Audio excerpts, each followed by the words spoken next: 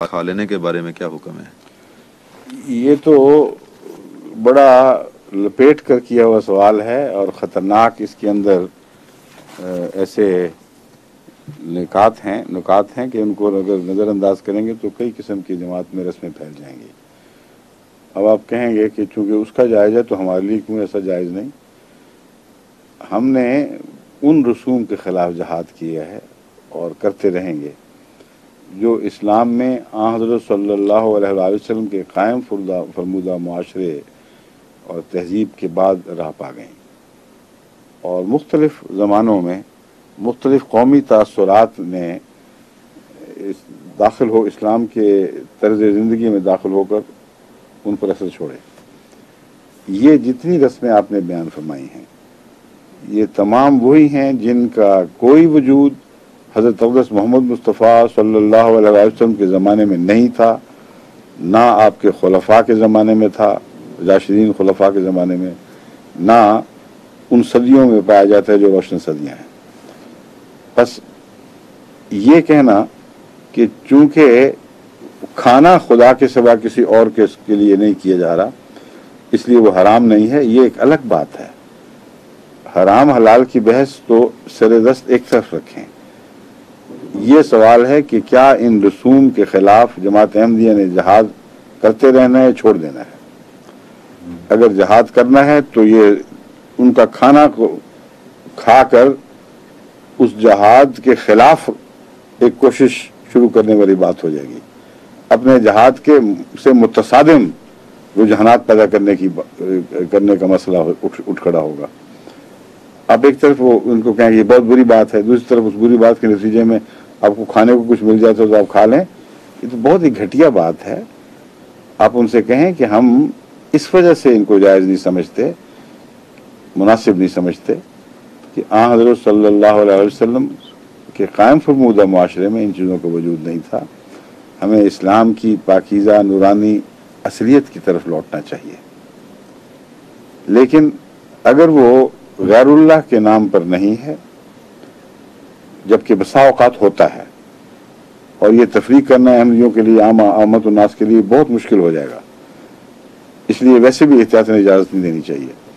مگر اگر وہ غیر اللہ کے نام پر نہیں ہے تو آپ کو اسے حرام کہنے کا حق نہیں ہے۔ یہ دو الگ الگ باتیں ہیں، خوب کھول کر سمجھ لیں، ان باتوں میں کوئی تضاد نہیں ہے۔ جو شرطیں آپ نے بیان کی ہیں اگر وہ واقعتاً درست ہیں، 100% درست ہیں، اور مجھے شک ہے کہ یہ درست ہوں، کیونکہ اکثر اوقات مجھے پتہ ہے کہ بعض پیروں فقیروں کے نام پر چڑھایا جاتا ہے جو غیر اللہ کی طرف چیزیں بھیجنے والے کی مترادف ہے، ان کی رضا کی خاطر، نہ کہ اللہ کی رضا کے لیے۔ تو اس لیے اس بحث کو چھوڑتے ہوئے اگر یہ درست ہیں تو ایسے کھانے کو حرام نہیں کہا جا سکتا، مگر عقل کے خلاف ہے اس کو قبول کر کے کھانا، کیونکہ آپ نے جو پاک غرض کی خاطر ایک مہم شروع کی ہے کہ اسلام کو ہر پہلو سے اس کی اصلیت کی طرف لوٹا کر اسی کے مطابق اسلام پر عمل کیا جائے، یہ اس مہم کی روش کے، اس کے رخ کے خلاف بات ہوگی۔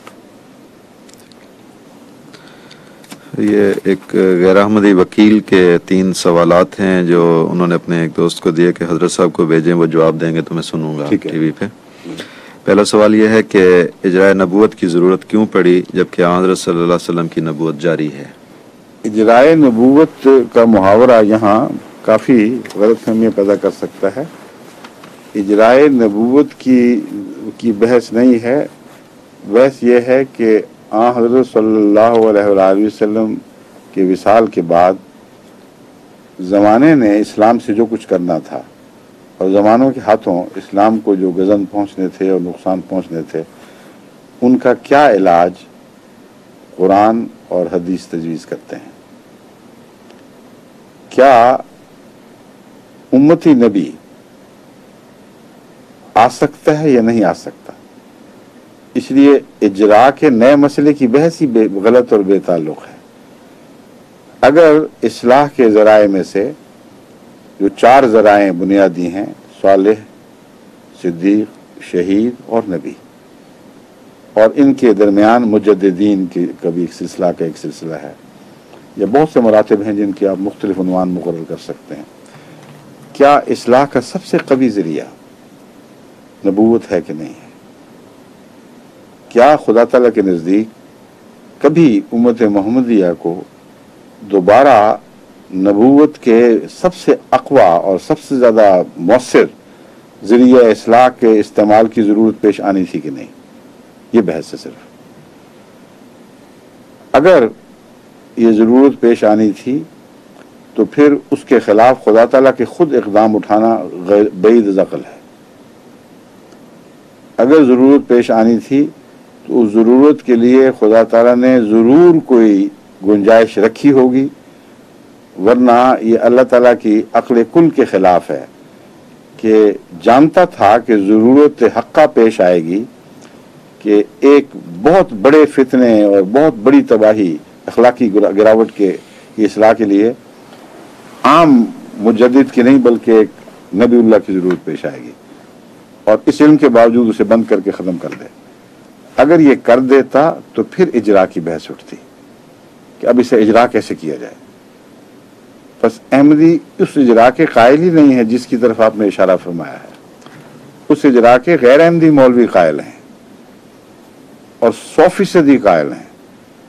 उनके यहाँ इजराए नबूवत का मसला ये शक्ल इख्तियार कर चुका है कि खुदा ताला ने ये फैसला फरमा दिया कि हज़रत सल्लल्लाहु अलैहि वसल्लम के बाद अब किसी किस्म का कोई नबी भी नया नहीं बनाया जाएगा। ये फैसला फरमा चुका, लेकिन अल्लाह के इल्म में था कि नबूवत की ज़रूरत बाकी रहेगी।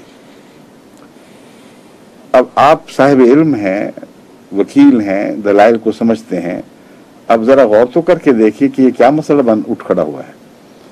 अल्लाह के इल्म में था कि ज़रूरत होगी और उस इल्म के बावजूद ज़रूरत की राह बंद कर दी। फिर तरकीब सोची, अब इजरा का मसला आता है, अब कैसे जारी करें, मैं तो रोक बैठा हूँ।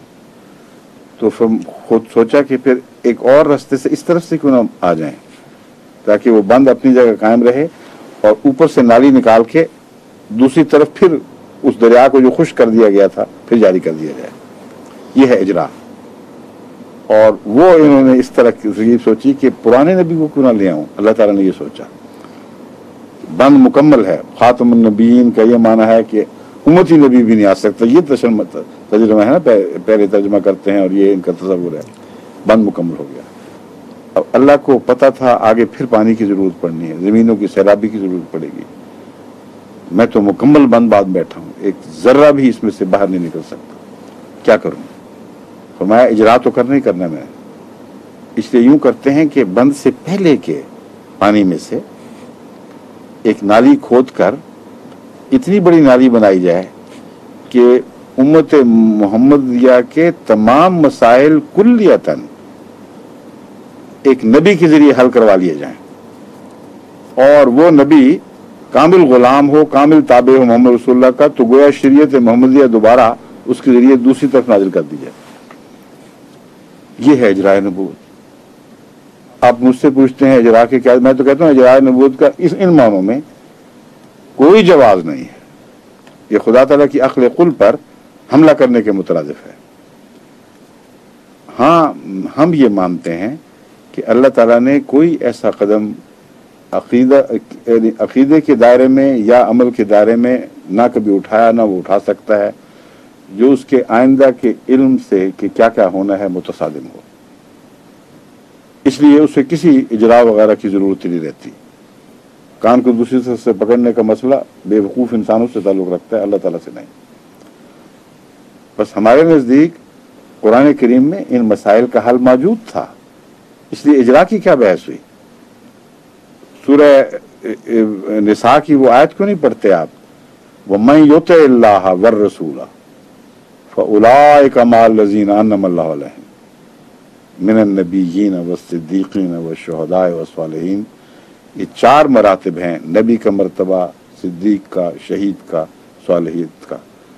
फरमाया अब ये चारों मरातिब मोहम्मद रसूलुल्लाह के ताबे कर दिए गए हैं। मन युतिइल्लाह व रसूल, उसके सिवा किसी को अता नहीं होंगे। तो सारी ज़रूरतें गुलामी में मिल गई, बाहर से लाने की क्या ज़रूरत है। وہ بند جو ہے اس میں سے وہ پانی جاری رہے گا